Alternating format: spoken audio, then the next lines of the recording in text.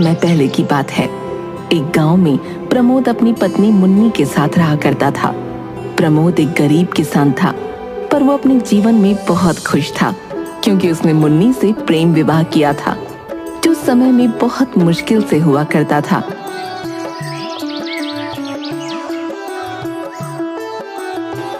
क्या कर रही हो मेरी जान? आपके लिए खाना बना रही हूँ। क्या बना रही हो?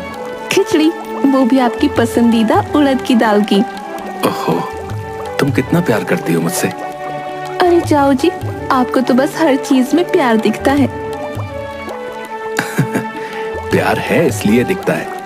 अच्छा ठीक है, ये लो खिचड़ी बन गई है, खा लो। अपने हाथ से खिला दो। ओफो, क्या आप भी बिल्कुल बच्चों वाली हरकतें करते हो। अब बस पहला निवाला अपने हाथ से खिला दो, बाकी तो मैं खुद खा लूंगा। घबरा क्यों रही हो? प्रमोद और मुन्नी अपनी खुशियों में मग्न थे कि अचानक बाहर से जोर जोर से चिल्लाने की आवाजें आने लगीं। दोनों चौंक गए और जल्दी से दरवाजे की ओर भागे। दरवाजा खोलते ही उन्होंने देखा कि गांव के कुछ लोग एक आदमी की अर्थी लेकर जा रहे थे और साथ में एक औरत को जबरदस्ती घसीटते हुए ले जाया जा रहा था। प्रमोद को समझने में देर न लगी कि ये औरत को सती किया जाने वाला है। अरे ये क्या कर रहे हो? उसे छोड़ दो, ये अन्याय है, ये पाप है। प्रमोद, ये गांव का रिवाज है, तुम धर्म के खिलाफ जाने की जरूरत मत करो। धर्म? ये धर्म नहीं, पागलपन है। किसी की जान लेना धर्म नहीं हो सकता। धर्म की रक्षा के लिए ये जरूरी है। मैं तुम्हें ये नहीं करने दूंगा। छोड़ो उसे, वो किसी की माँ बहन है, वो इंसान है, तुम्हारी जागीर नहीं। प्रमोद, ज्यादा बोलोगे तो तुम्हें भी इस आग में झोंक देंगे। हाँ, चुप रहो और अपने काम से काम रखो, समझे?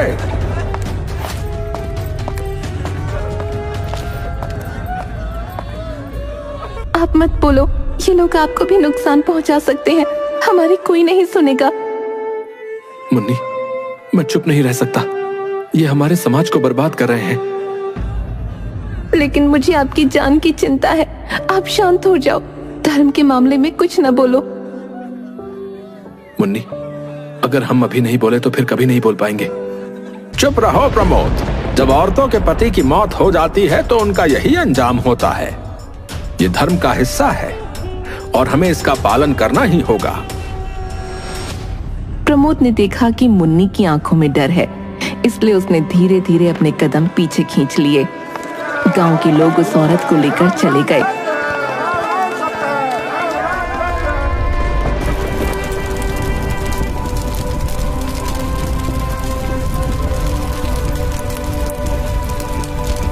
और प्रमोद ने मुन्नी से कहा,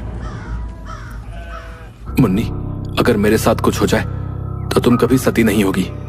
ये मेरी विनती नहीं, आदेश है। तुम्हें जीना है, अपनी जिंदगी को आगे बढ़ाना है।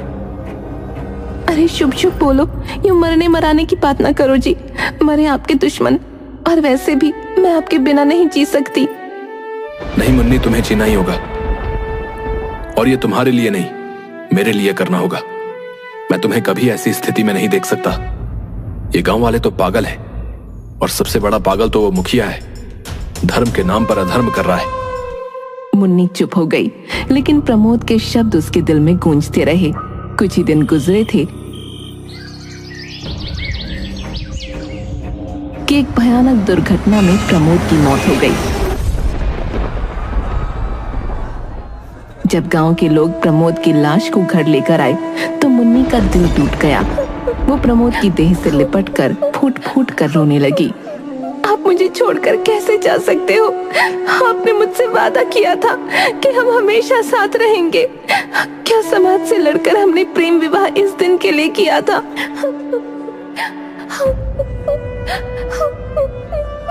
धैर्य रख बहन, ईश्वर की यही मर्जी थी, क्या कर सकते हैं। वो अच्छे लोगों को जल्दी बुला लेता है। प्रमोद की मौत के बाद घर में मातम का माहौल था। मुन्नी प्रमोद की लाश से लिपटकर रो ही रही थी कि तभी गांव का मुखिया कुछ लोगों के साथ वहां आ पहुंचा। चलो अंतिम संस्कार की तैयारी करो। और मुन्नी, तुम भी अपने पति के साथ सती होने के लिए तैयार हो जाओ। यही तुम्हारा धर्म है। मुन्नी ने सिर उठाकर मुखिया की ओर देखा। उसकी आंखों में गुस्सा और दुख दोनों ही थे। अचानक उसे प्रमोद की कही बात याद आ गई। मुन्नी, अगर मेरे साथ कुछ हो जाए तो तुम कभी सती नहीं होगी। मैं सती नहीं होंगी। प्रमोद ने मुझसे कहा था कि अगर कुछ भी हो जाए तो मुझे सती नहीं होना चाहिए।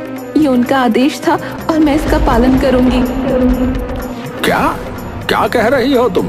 ये धर्म का अपमान है। तुम्हें सती होना ही होगा। मुझे बताइए, क्या ज्यादा जरूरी है, अपने पति के लिए सती होना या अपने पति के आदेश का पालन करना? प्रमोद ने मुझसे कहा था कि मैं सती न हूं और मैं उनके आदेश का पालन करूंगी। तुम अधर्मी हो। ये धर्म की मर्यादा का उल्लंघन है। तुम्हें सती होना ही पड़ेगा। मुन्नी की आंखों में आंसू थे, लेकिन उसने हिम्मत नहीं हारी। उसने एक एक करके गांव वालों से मदद की गुहार लगाई। भाइयों बहनों, मेरी मदद करो, मुझे सती होने से बचाओ। मुन्नी, हम कुछ नहीं कर सकते। यह गांव का रिवाज है। मुझे माफ करना, पर मुखिया जी सही कह रहे हैं। हर तरफ से उसे निराशा ही मिली। कोई भी उसकी मदद के लिए आगे नहीं आया। तभी मुखिया का बेटा शिवम बोला, पिताजी, ये गलत है। मुन्नी भाभी को सती होने पर मजबूर नहीं किया जाना चाहिए। यह उनका अधिकार है कि वो अपने पति का आदेश माने। चुप रहो शिवम, तुम कुछ नहीं समझते हो। इसमें दखल मत दो। जब कोई भी उसकी मदद करने के लिए तैयार न हुआ तो वो अचानक घर से बाहर भागी। कुछ गांव वाले उसके पीछे दौड़े।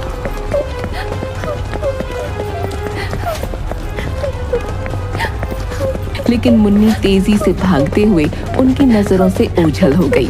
वो गांव के बाहर एक बलवान के घर पहुंची। वो आदमी प्रमोद की ही तरह सोच रखता था। दरवाजा खोलिए, दरवाजा खोलिए। अरे कौन हो तुम और इतनी घबराई हुई क्यों हो? भैया मेरी मदद करो, मेरा नाम मुन्नी है। मेरे पति प्रमोद की मौत हो गई है और गांव के लोग मुझे सती करने पर तुले हुए हैं। प्रमोद ने मुझे सती होने से मना किया था। मैंने बहुत कोशिश की, लेकिन कोई मेरी बात सुनने को तैयार नहीं है। बहन घबराओ मत, मैं तुम्हारी मदद करूंगा। यह अत्याचार अब और नहीं चलेगा। चलो, मैं मुखिया से बात करूंगा और तुम्हारे हक की लड़ाई लड़ूंगा। तुम आंसू पोंछ लो, अब तुम्हें कुछ नहीं होगा। आपका बहुत बहुत धन्यवाद। मुन्नी को एक उम्मीद की किरण नजर आई, क्योंकि उसे पता था कि अब उसे अकेले नहीं लड़ना पड़ेगा। मुन्नी और बलवान दोनों मुखिया के पास पहुंचे।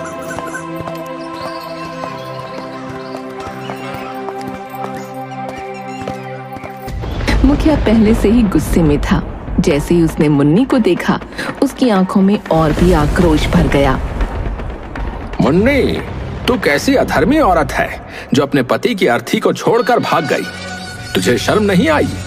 कितनी देर से यह अर्थी यहीं पड़ी है। रुको मुखिया जी, आप जिसे धर्म कह रहे हैं वो धर्म नहीं है। यह सिर्फ एक कुरीति है और हमें इसे रोकना चाहिए, न कि बढ़ावा देना चाहिए। तू कौन होता है हमारे गांव के रीति रिवाजों में दखल देने वाला? यह हमारी परंपरा है और इसे कोई नहीं बदल सकता। मुखिया जी, परंपरा और धर्म में अंतर होता है। धर्म वो है जो हमें सही और गलत की पहचान कराता है। जो किसी की जान लेने पर मजबूर करे वो धर्म नहीं, अत्याचार है। सती प्रथा एक कुरीति है और इसे खत्म करने का समय आ गया है। यह हमारी रीति है, इसे कोई बदल नहीं सकता। और तू कौन होता है यह तय करने वाला कि क्या धर्म है और क्या नहीं? मुखिया जी, क्या आप जानते हैं कि सती प्रथा की शुरुआत कैसे हुई थी? यह कोई धार्मिक प्रथा नहीं थी। प्राचीन काल में जब युद्धों के दौरान महिलाएं विधवा हो जाती थीं, तो उन्हें दुश्मनों के अत्याचार से बचने के लिए सती होना पड़ता था। यह समाज की मजबूरी थी, धर्म नहीं। लेकिन समय के साथ लोगों ने इसे धर्म से जोड़ दिया और इसे एक कुरीति बना दिया। तू क्या बकवास कर रहा है? ये तो सदियों से चला आ रहा है। धर्म है ये। मुखिया जी, धर्म वो है जो हमें इंसानियत सिखाए, न कि किसी की जान लेने पर मजबूर करे। सती प्रथा का असली मकसद बदल गया और अब ये सिर्फ एक अत्याचार बनकर रह गई है। इसे धर्म का नाम देना गलत है। असली धर्म तो ये कहता है कि हर इंसान को जीने का हक है। मुखिया जी, अगर आज के समय में ऐसा कुछ भी नहीं है तो सिर्फ औरत ही पति के लिए क्यों मरे? अगर सच्चा धर्म निभाना है तो आदमियों को भी अपनी पत्नियों के लिए मरना चाहिए। क्या सिर्फ पत्नी ही धर्म निभाएगी और पति नहीं? तू क्या बकवास कर रही है? ऐसी बातें कहने की हिम्मत कैसे हुई तुझमें? तुझे अपने शब्दों का भी ज्ञान है? मुखिया मुन्नी को बुरा भला कह ही रहा था कि तभी उसका बेटा शिवम दौड़ता हुआ आया और घबराई हुई आवाज में बोला, बाबा, मेरी पत्नी का देहांत हो गया है। शिवम की बात सुनकर माहौल में सन्नाटा छा गया। तभी मुन्नी ने मुखिया की ओर देखा और साहस के साथ बोली, मुखिया जी, अगर सती प्रथा ही धर्म है तो मैं सती होने को तैयार हूँ, लेकिन एक शर्त है, शिवम भी अपनी पत्नी के साथ मरेगा। क्या आप इसे धर्म मानेंगे? मुन्नी की बात सुनकर सभी गांव वाले चौंक गए।